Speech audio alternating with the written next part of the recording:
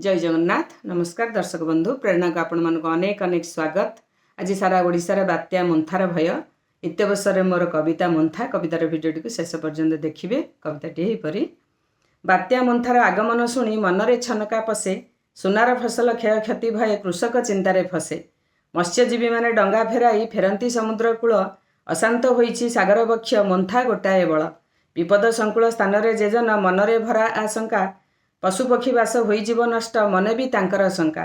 प्रदूषण बढ़ी परिवेश ध्वंस बढ़ी विश्वतापन, फलस्वरूप ए लघुचाप सृष्टि आउ मंथार मंथन। दिन थिला एही महाकार्तिकरे थरुथिला देह शीते, पंचुकारे बुड़ पाई लागे डर शीतर प्रकोप एते। उत्ताप बढ़ी आजिकी अवस्था ठंडा बदले गरम, आगकू स्थिति जे बिगिड़ी जीव तिष्ठिबाटा बड़ असंभव। तथापि मनीष चेते नाही जमा निज हस्ते जिह्वा छेदे, अपर्याप्त बाण फुटाउछि बसी बादे बा प्रतिबादे। दीपावली बासी भुवनेश्वर रे भरा बाण अपर्जना, शब्द प्रदूषण वायु प्रदूषण टंका पोड़ा सह रोगी को निर्यातना। टन टन वर्ज्य वस्तु बाहरिला जार पुनः चक्रण नाही, वायु गुणवत्ता नाश प्रकृति माँ कांदे कई कई।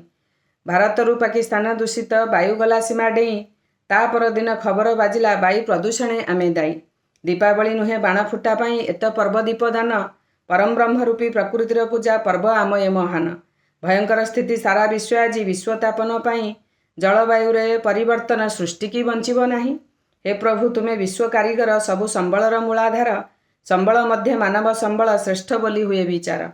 श्रेष्ठ संबल को सद्ज्ञान दियो नाशन करंतु सृष्टि, फेरी आसु सबु पुरुणा दिन हेउ बारे शांति वृष्टि।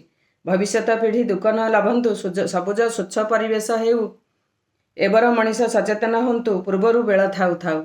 भिडियोटी शेष पर्यंत देखि बहुत बहुत धन्यवाद।